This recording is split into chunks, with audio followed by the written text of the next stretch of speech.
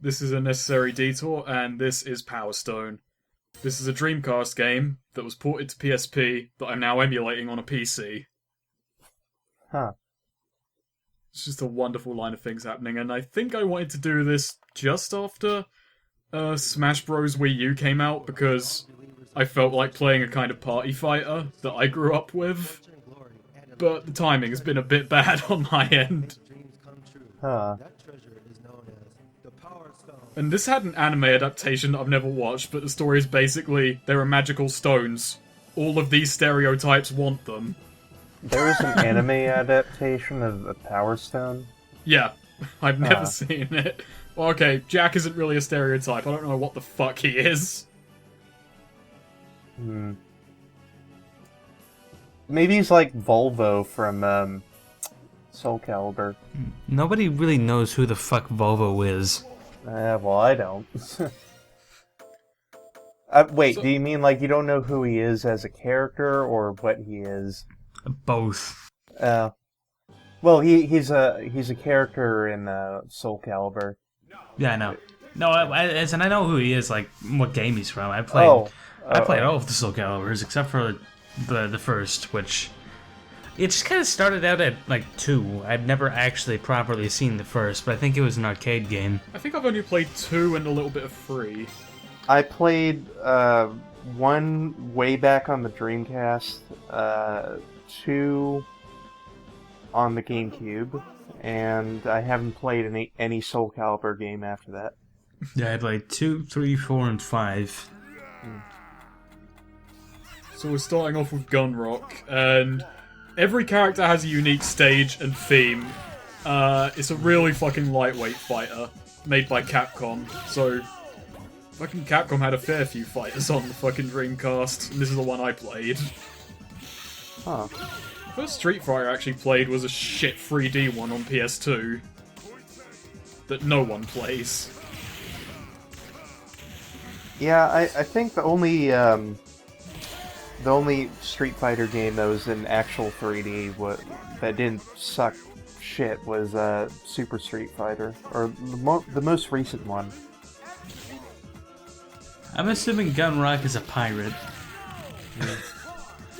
I'm not entirely certain myself. So, the kind of twist of this fighter is there are 3 Power Stones on the map. It's less about just wrecking your opponent's shit and more about getting the Power Stones off them. Because when you get all 3, and by the way, for some reason I'm slowing down a lot in this video, when you get all 3, this happens. Huh. And you turn into solid gold. Well, only Gunrock does that. Is it clobbering time? It's clobbering time, but I think I fucked up. Oh, no I didn't. Holy shit, he really is that character from the Fantastic Four. I never play as Gunrock. I try and show off as many characters as possible, but I actually had a shit of a time recording this video because for some reason the files just stopped being created. Oh yeah, you talked to me about that the other time we were Skyping. I checked the refresh issue that you told me about, it wasn't that. Yeah, I found out Sony Vegas was doing that for me today. So what I had to do was I had to run her onto a different drive to fix it. So basically, we're going to miss a couple of characters out. I can't remember which 2, but we're going to miss out on the anime girl. Sorry if you wanted to see the anime girl. Nondescript anime girl. Huh. That doesn't sound like too much of a loss. Nah, let's just play as the British guy instead right now. So yeah, I'm really feeling it. I'm really feeling it. Really feeling it. I don't know what the fuck that was. That was the least fucking joke. That wasn't even British. Well, neither is the voice actor for Shulk, I don't think. It sounded like the kind of tough guy voice a Chad would use. So, for some reason, Falcon turns into a man made of jetpacks and rockets. Also, you can just climb on the top of the stage here for no real reason. I love this fucking game. So pretty much this is the British version of Captain Falcon. Yeah, his name is Falcon. Wow, what a coincidence. Ryoma is probably my other favourite. No, not so are you playing against AI right now? Yeah, I'm doing the single mode. This game obviously is best with fucking 2 players, but I wanted to show off the bosses and all that. Well, I was about to say that the AI is actually not that bad. No, the AI's pretty terrible. It's just that I'm also terrible, so it evens out. One thing about this fighter as well is you can get fucking hit and still get a perfect because there are health items. And I'm trying to show off technical fighting in this game, which is stupid because there is no technical fighting in this. The bulk of it is pick shit up, throw it at people. Yeah, I think this classifies more as a party game than a fighting game. Like Smash Brothers, you know? Yeah, I think when it came out, it had all characters unlocked as well, but the PSP re-release added a few characters from Powerstone 2 to unlock. And what? That's pretty neat. It actually does add a lot of content. It's a pretty good re-release. The only thing it lacks is, of course, being PSP, it lacks local multiplayer without 2 PSPs. Speaking of Sony and re-releases, how about Final Fantasy VII? Wasn't that a while ago? Or have they re-released it again? They did it again. They re-released Final Fantasy VII so much that I've lost track. The best part of it is everyone was really excited and was expecting like a proper remaster, but it was just another shitty port. Like everyone was cheering, and then like as soon as it like actually started playing, everyone just stopped. Oh. Everyone just like, what the fuck is wrong with the industry right now? It's like nobody even gives a shit anymore, except for Konami. Konami's been doing great lately. You know that one JonTron video where it's like and Sega. Yeah, I have a feeling a part of that's not too far off from what it's like. Mm.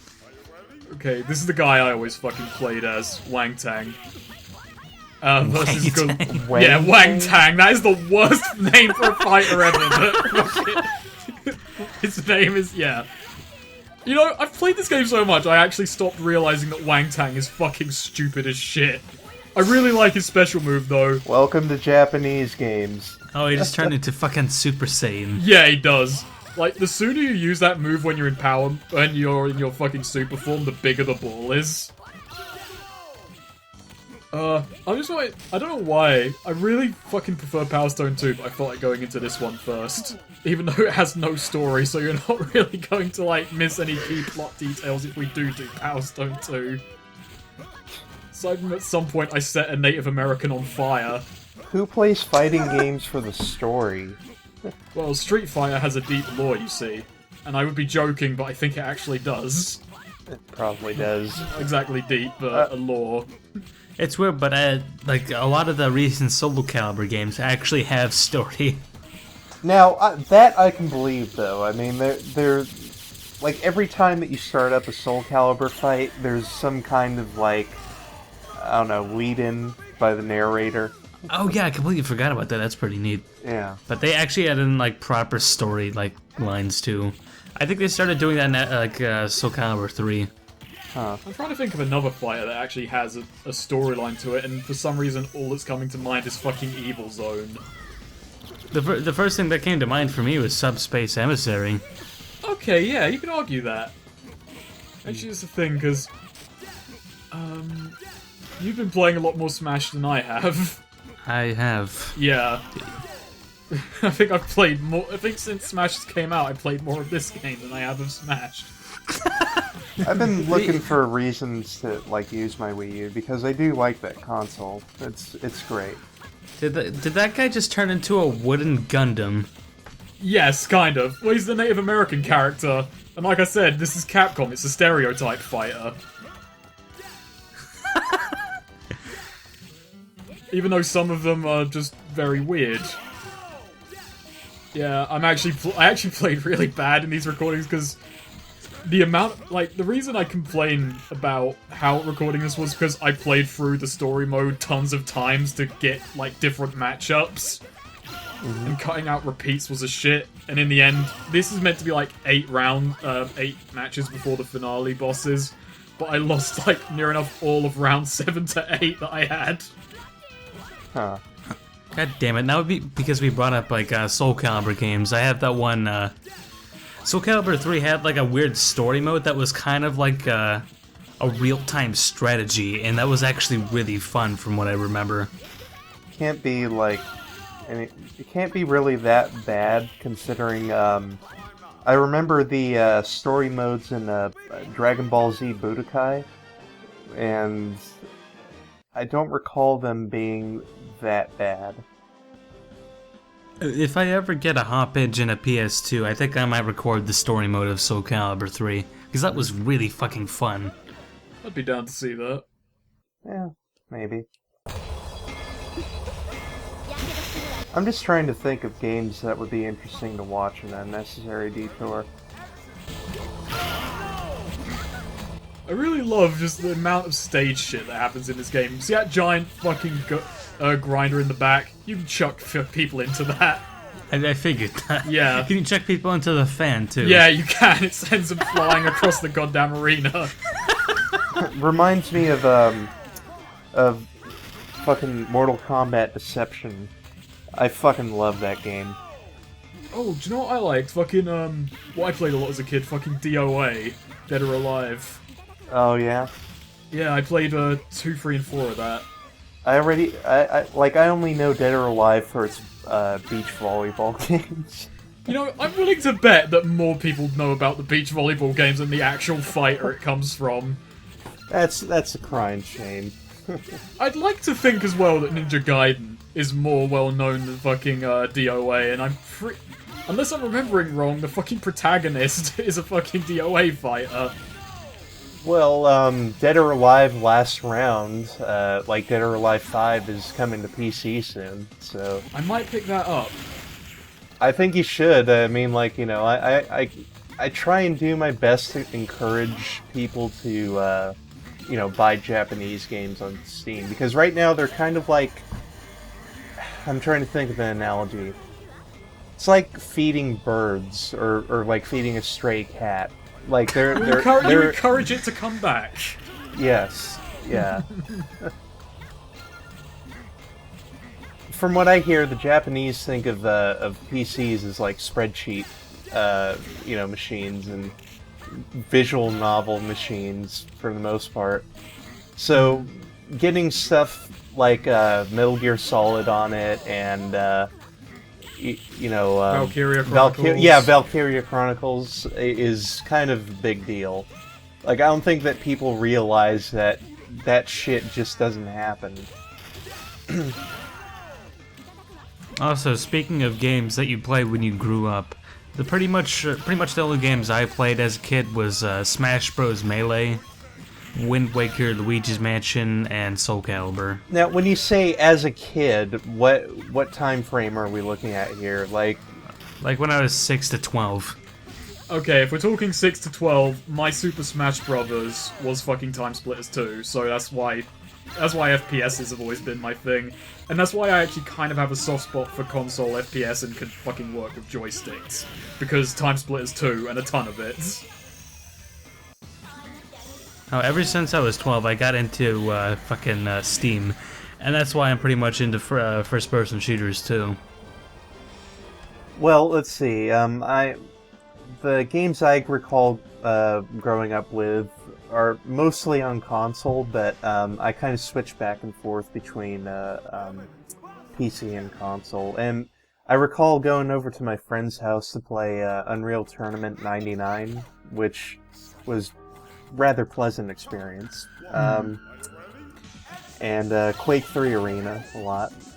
But at home I was playing stuff like fucking Star Wars Episode 1 Racer and Actually, I remember as a kid, I used to play this really weird version involving Star Wars Episode 1 racing. It was for the PC.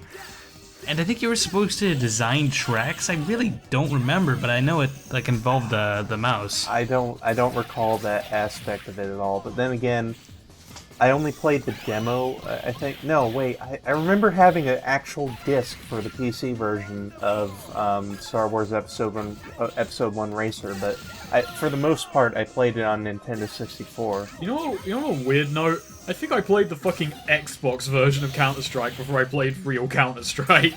Oh, by the way, this is the Anime Girl Super Form. Well, I think I played I think I played the Xbox version of Counter-Strike 1.6 before I played the PC version of it. I remember the fucking Xbox version. I was at a Halloween party at one point and I saw that, and it looked like the worst thing ever. It was one of those things that you wonder how it came to be. Like, why does it exist? It's so bizarre. I mean, that's not the same as thinking that it's bad or anything. It's just thinking like, wow. Like, who at Valve thought, we could do with this. And also, it's wrong. We do have the anime. I remember having a PlayStation 2 port of Half-Life 1. Oh, and my friend had that. And it had the Decay co-op. Yes. By the way, I'm looking at images of Star Wars Episode 1 Racer, and that looks way better than the thing I played. I don't remember what I played. You probably played Episode 1 Racer Revenge. Or maybe Star Wars Demolition or something. Star Wars Demolition is hardly like a racing game. It's more like Vigilante 8 Star Wars Edition. Alright, so it was Pod Racer 2? I don't think it had a number. I think that there was a sequel to Racer, and it was called Racer Revenge, and it was awful. Nope, the physics weren't entertaining. The maps were bland. This isn't even the one I played. I don't know what I played. It must have been really obscure. Probably. I'm sure somebody's heard of it. I just want you guys to listen to the announcer in this match. What the fuck is that thing you're fighting right now? Oh wait, no, you're playing as him. Monster, he gets so into it. That didn't look OP at all. No, that move is ridiculous. Holy shit. Okay, sorry about that. It's just this... I'm getting faint JoJo vibes from this. The announcer sounds so camp in some of his readings, and I can't tell if he's like a Japanese guy who's like really trying to accentuate English words, or if he just goes kind of camp at points. Probably the latter. Because everyone has Japanese voice acting in this, so... Yeah, this guy reminds me way too much of Volvo. Like, I swear when I was a kid, because it's all Japanese voice acted, I thought when the character select screen he says invitation to cause a war, and I thought that was the most hardcore fucking line for a character. Like a character select. Like, listen back on the video. It sounds like that if you're like 10 years old and you don't know what the fuck. Wally, edit that in. Invitation to cause a war, but said in a really kind of weird accent. Now, invitation to go out into war. Oh wait, I thought TehSnakerer was editing this. Go either way, I don't mind editing this one. Alright. I'll just send you the video so you can upload it whenever you want. What?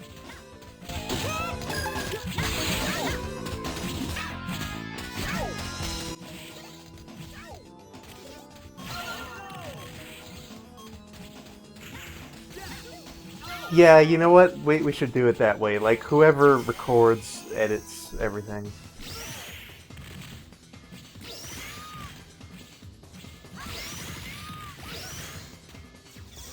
Again, I'm getting JoJo vibes from this.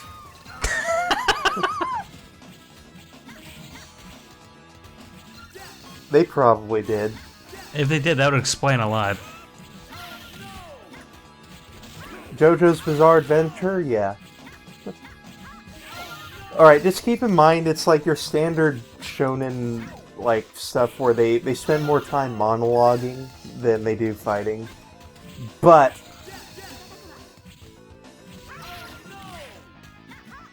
Okay, but the thing is about what makes JoJo special is just the over-the-top ridiculousness of everything. And the fact that the main characters use equal parts brains and brawn to get out of what seems like impossible situations. That's the charm of JoJo. And I highly recommend that you watch it. I just barely eked out the timeout win there with health. Oh. Right now on my second monitor, I'm still trying to find that fucking game. I can't find it. We're now at the bosses. First boss, Cracker. Oh boy. Is that the pirate? Yeah, but my first attempt was Ryoma fucking failed, so I just skipped ahead. That is a fucking hilarious ad. Yeah, he wrecked my shit. Holy shit, man. So, fuck Ryoma, let's go back to fucking Wangtang. I don't know, just hearing the name of him makes me laugh. He was probably shit anyway. Fucking intro as well. I have no idea what this pirate has to do with anything. Wait, is this a different pirate or something? What's with No, the pirates? no, you just saw his super form. That pirate better be a character in the next game. Oh man, you'll see. They fucking Powerstone 2 is such a fucking improvement. Like this, and the thing is I've got a weird story because I was a fucking idiot kid, and one day I was just like playing Powerstone 2, and my mum was like, she's going out to the shops, and I just said, yeah, let's go out. I'm gonna buy Powerstone 2, and I didn't even know Powerstone 2 existed. And on the day I went out, it fucking existed. Neat.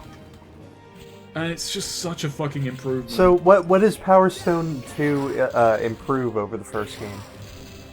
Okay, 4-player fights, for one thing. Neat. And the arenas aren't static, they're fucking huge, and they go through stages. Oh, I love that shit in fighting games. Yeah.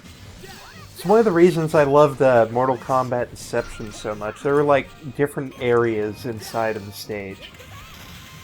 Like, they embraced how insane party mode it was, and even though some people don't like it in Party Fighters, there was a ton of unlockables, and I like having some stuff to... Not extra fighters, though. Not extra fighters or stages, but more weapons. I gotta say, I enjoy Party Fighters way more than regular Party Fighters, because, honestly... regular fighters just seem like no fun allowed versions of Party Fighters. I like watching fighters, but I can never play Okay, them. I like watching fighters, and I like watching skilled, like, professional fighting game fans go at each other in fighters. I do not like playing fighters, because there's, like, so much shit to remember. Yeah, this game is basically, you've got a punch combo and a kick combo, but from a technical standpoint, they're the same thing. The thing about Party Fighters is that they're not about memorizing combos, but outmaneuvering your opponent. Which, being someone who grew up on, like, first-person shooters, it just feels more natural to me. Because, like, in first-person shooters like Quake, you're not just shooting at people, you have to outmaneuver them and outflank them and all that shit. Yeah, you've also got a grapple, but you don't need it. Right. The most technical thing you do in this game is, if you're in a kind of melee and you tap the analog stick at exactly the right time when you're getting hit, you'll do a dodge and get some iframes, and that's about it. Well, that explains why I kicked your ass in fucking Smash Bros. Wii U. Right. You'll kick my ass too, because I... Well, you didn't really kick my ass. I put up a good fight. I did. Nah. I don't By the way, that's not even the final boss. I don't recall This is you the actually final boss. kicking my ass. I just remember, like, having about an even game. I remember Lag kicking me and Lawley's ass together. Yeah, we couldn't finish a single battle. It was always a draw. So, this is Valgus. I have no idea what the fuck he's meant to be or how he's involved, but I guess there's some Power Stones here and Wangtang wants some more. I can't really tell you what he is.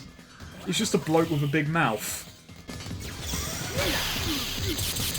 This game is actually also... I'm not sure if it has, like, fucking random bouts of brilliance, but the AI goes between absolutely deficient and retarded, and at some point it just becomes brilliant and starts mopping the floor with me. I think this happens, like, from what I've seen of this footage so far, it seems to happen the most with boss fights. Well, I did cut out a few failures as well. Like, Yeah.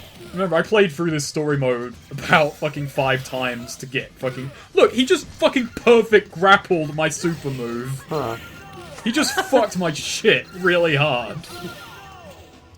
So that's why you see a lot of dive kicks as well. It's basically the coward way in this game is just run away and then dive kick in their direction. Hey, it works. It works. That move is really satisfying as well. Just the sound effect of constant crunches. Yep. Like I said in the last Underhell part that we did, sound design can make or break a game. Yeah. I don't think that was the last part, but it was a few parts ago. No. It was It's relative to when we're uploading. Oh, well, no, I'm talking about part 20. We did just upload part 20.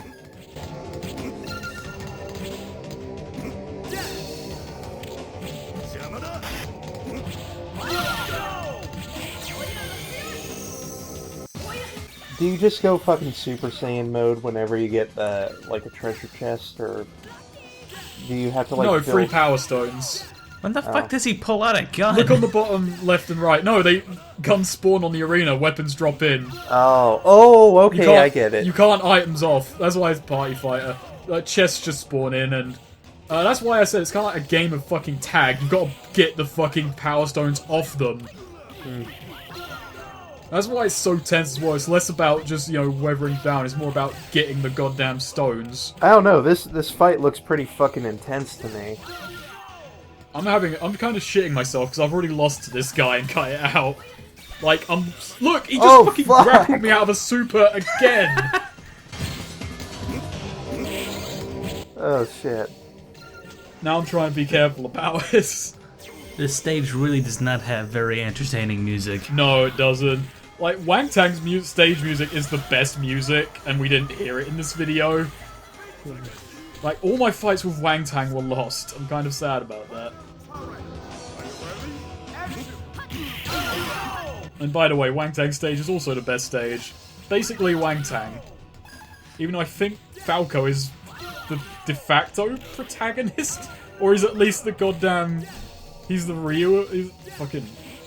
He's the Ryu of this game.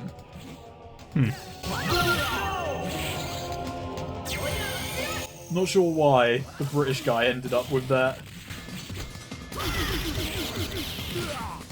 Also, I still like how the British guy has a fucking flag, like, plastered onto his shoulder. He also has a fucking biplane with the English flag on it, I think.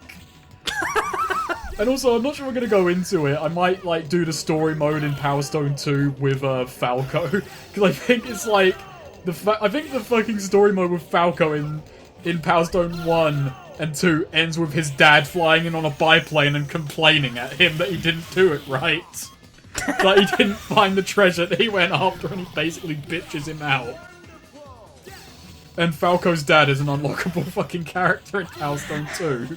That sounds like the best character. Yeah. But to unlock him, you have to beat the fucking adventure mode with every character. And the roster in Powerstone 2 is way fucking bigger than this one. How big is it? I'm not exactly sure. I think it's maybe, like, 15 characters. Which is pretty sizable for a time, I suppose. I prefer kind of smaller rosters, but these characters... It doesn't really matter in this game, because the characters all kind of handle the same. It's more just about which fucking characters look you like the most. And maybe which supers are better. I'm really too enamored with what's going on screen to really say anything, so... I kind of pussied out. I just timed him out. Oh, wow. I timed out the final boss. Oh, by the way, it's still not over. Oh, yeah. Oh, is this guy pretty much the master hand of the series? Not really. But no, he had a superpower stone, you see. Well, shit. Loading screen. Yeah, he turned into a loading screen. Oh, man. What the fuck is that? Okay, that's actually kind of terrifying. It's a power slug. You say it's terrifying, but this is actually a fucking cakewalk. This boss is nothing. Just visually. Reminds me of, like, that one boss from Kingdom Hearts where Oogie Boogie turns into a fucking mountain. Oogie Boogie. Wait, is that his name? I don't know. Oh wait, no, it's fucking Boogeyman, what the fuck? Where did Oogie Boogie come from?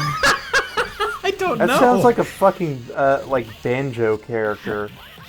Or I'm like pretty a fucking sure that was his Nintendo name. 64 character of some kind. That's the final boss. Wow. That's as disappointing as that, what is the name of that boss in Dark Souls 2, where, like, all you have to do is just circle around that slug creature and then just attack it. Alright, I looked it up. That actually... You thinking of the Demon Souls first boss? No. I'm talking like about a middle game Dark Souls 2 boss. It's like in this, it's in the area where there's like a lot of clouds of toxic gas and stuff. Oh, and it's like, the fucking trolls are working on shit. I looked up on Google to see if that was his proper name, and trolls or ogres? I don't remember. Yeah, I looked up the Oogie Boogie's name on fucking Google, and that actually is his proper name. In Kingdom Hearts? No, just in general. What? Right. Yeah, that's been his name. Oh, this is the most serene goddamn credit screen for a fighter ever, by the way. I don't know. Maybe I've seen better in the past, but I can't name it off the top of my head. If only I could remember what the credit scenes for Soul Calibur look, because I think that's they might the have been thing good. about Kingdom Hearts, though. I mean, it's like this, apparently this somewhat really serious story, but it's not something that you want to play in front of friends and family. That's how I fucking discovered Kingdom Hearts 2. I went to a birthday party, and I just see this retarded game where this guy in clown shoes and with really stupid-looking red shorts is fighting monsters with a fucking key. It's not. It's like fucking. No. It's just like the story elements in general. It's so fucking cringeworthy. And like it's played super seriously, but they just fail to account for the fact that you're teaming up with Goofy and Donald Duck to fight Final Fantasy characters. Okay, it's impossible. It is impossible to take that seriously, and yet they play it so straight that it turns around and just becomes like surreal. You know what I mean? So, Lawley, I probably shouldn't threaten this joke, but full playthrough of Kingdom Hearts when? I don't know. Oh Maybe. man, that would take forever to finish, man. It would take even longer than fucking Entom took. It would take even longer than Commentary Comms is taking. Well, they're already at Neverland, so we're already having trouble like trying to keep up with Underhell, man. I don't know. Well, Kingdom Hearts HD Remix just came out, so... Oh, and the part's ending. The end. Oh boy. The end. See you next part, guys. Bye. Bye. HHH. Fuck.